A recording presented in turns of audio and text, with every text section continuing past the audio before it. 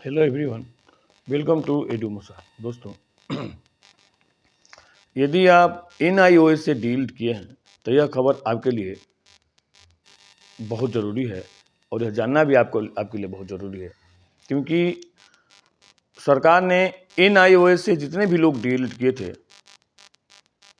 उनकी मान्यता को समाप्त कर दिया था कि भाई आप जो हैं वह किसी भी सरकारी वैकेंसी में, सरकारी स्कूल में, सरकारी टीचर की वैकेंसी में फॉर्म फिलअप नहीं कर सकता, जिसके कारण आप लोगों ने बहुत सारे आने वाले वैकेंसी जो अब तक हो चुका भी है, जैसे बिहार में हो गया ये TRE 1, TRE 2, TRE 3 या अन्य स्टेटों में जो वैकेंसी आया था, जैसे झारखंड में या और जैसे ये सेंट्रल स्कूल का, ये सारे वैकेंसियों में आप लोग फॉर्म फिलअप नहीं किए थे, जिसके कारण आप लोग, क्योंकि आपकी एलिजिबिलिटी ही खत्म कर दी गई थी।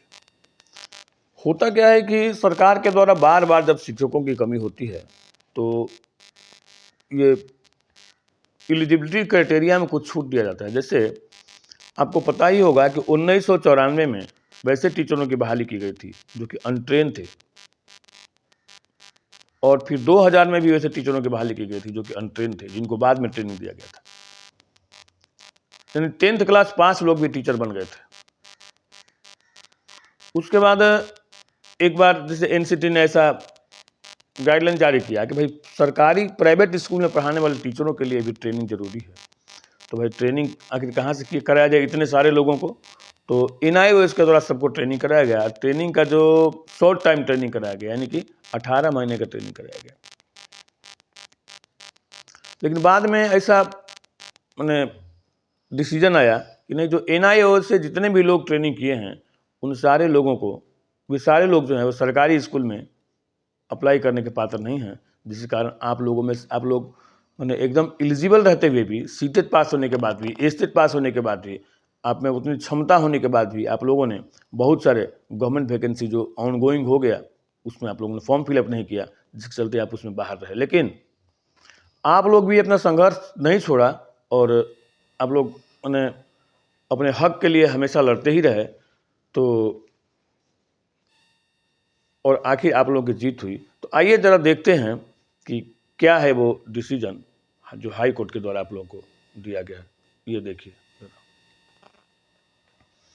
देखिए, डिसीजन ये है आपको ऑनरेबल जस्टिस BR चौहान और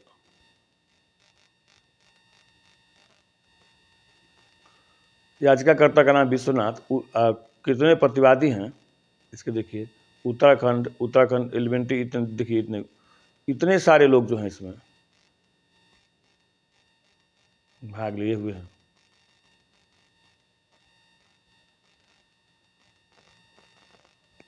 देखिए ये सारे लोग हैं। ये लोग पिटिशनर हैं इसमें। अच्छा, इसके बाद देखिए निर्णय क्या आया है, इसको जरा देख लीजिए एक बार। और निर्णय में हम दिखा रहे हैं आपको 10/2012 का निर्णय है, इसको देख लीजिए।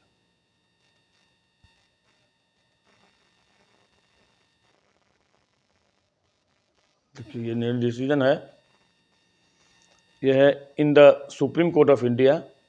देखिए, inherent jurisdiction, review petition number 2024, diary number 4961 2024, civil appeal संख्या 7873 of 2023।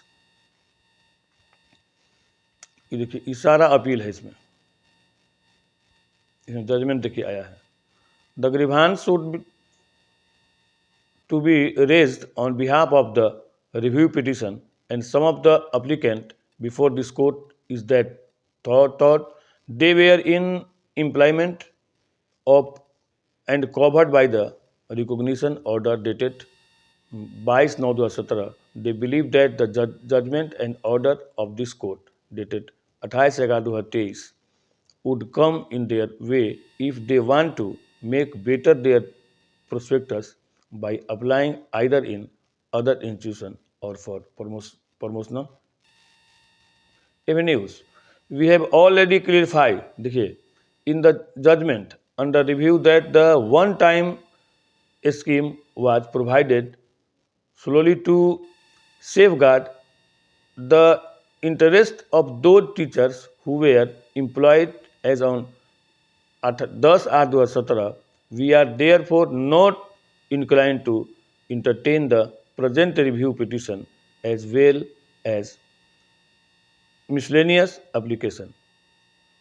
However, to avoid any confusion, we again clarify that the 18-month diploma obtained by such person who were in employment as on 19/10/2017 and who has completed the diploma course of 18 months would be treated as valid diploma holder for the purpose of applying in other institution और for the promotion Avenue. देखिए, ये clear कहा है कि जो लोग 10/8/2017 से imply हैं उन लोगों को और 18 महीने का डीएलएड किए हैं तो उनको प्रमोशन में और अदर जगह अप्लाई करने में किसी भी तरह का कोई परेशानी की बात नहीं है। Needless to state that the clarification will be effective from the date of pronunciation of the judgment under review. वो अपडेट मैंने मान्य हो जाएगा। ये मैंने 18 महीने का जो जजमेंट आपका है डीएलएड जो आप किए हुए हैं अब उसका मान्यता मिल गया है और आपको प्रमोशन में भी कोई दिक्कत नहीं होगा और किसी भी अप्लाई पर्पस में diploma holder for the purpose of applying in other institution और किसी भी इंस्टीट्यूट में आप अप्लाई भी कर सकते हैं और आपका यह डीएलएड जो है वह मान्य हो गया। यानी कहने का मतलब है कि आपका संघर्ष जो है रंग लाया और आपका डीएलएड जो है वो मान्य हो गया। अब आप अगर सीटेट पास हैं और अगर किसी स्टेट का टेट पास हैं तो स्टेट के द्वारा निकलने वाले या सेंटर के द्वारा निकलने वाले किसी भी कंपटीशन में अप्लाई करने के आप पात्र हैं। यह सुप्रीम कोर्ट का डिसीजन है, यह आप लोगों का बहुत ही बड़ा जीत है। लेकिन जो पहले जो कंपटीशन बीत गया जो कि हो चुका है जिसमें आप अप्लाई नहीं कर पाए हैं, अब उसकी भरपाई कैसे होगा या उसकी भरपाई तो अब नहीं हो पाएगा हमको लगता है जहाँ तक। लेकिन आने वाले कंपटीशन में आने वाले वैकेंसी में आप अप्लाई कर सकते हैं, उसके लिए जोर शोर से तैयारी कीजिए। लेकिन बहुत एक बात और भी है कि बहुत सारे कैंडिडेट ऐसे भी होंगे जिनका कि एज समाप्त हो गया है जो इस नीति से प्रभावित हुए हैं। लेकिन चूँकि भाई सरकार की नीति है और समय समय पर हमेशा ही चेंज होती रहती है तो इसके लिए कुछ किया नहीं जा सकता है। लेकिन जो लोग टेट पास हैं अभी जो लोग अभी तक और सी टेट पास हैं और अगर आपके पास एज अभी बचा हुआ है तो आपके लिए डिसीजन बहुत बड़ा है। मेरे साथ वीडियो पर बने रहने का धन्यवाद। आपका दिन शुभ हो।